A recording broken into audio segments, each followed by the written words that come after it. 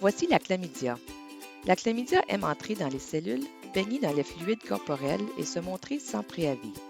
Pour une minuscule bactérie, elle en fait du chemin.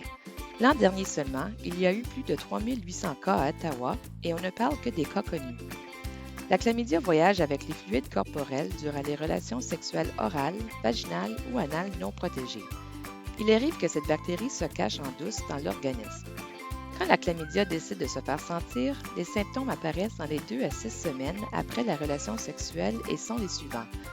Perte vaginale anormale, sensation de brûlure quand on urine, douleur au bas du ventre ou douleur durant les relations sexuelles, saignements anormaux.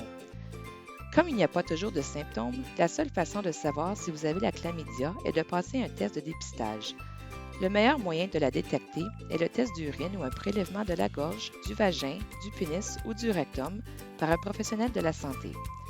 Il est important de passer un test de dépistage.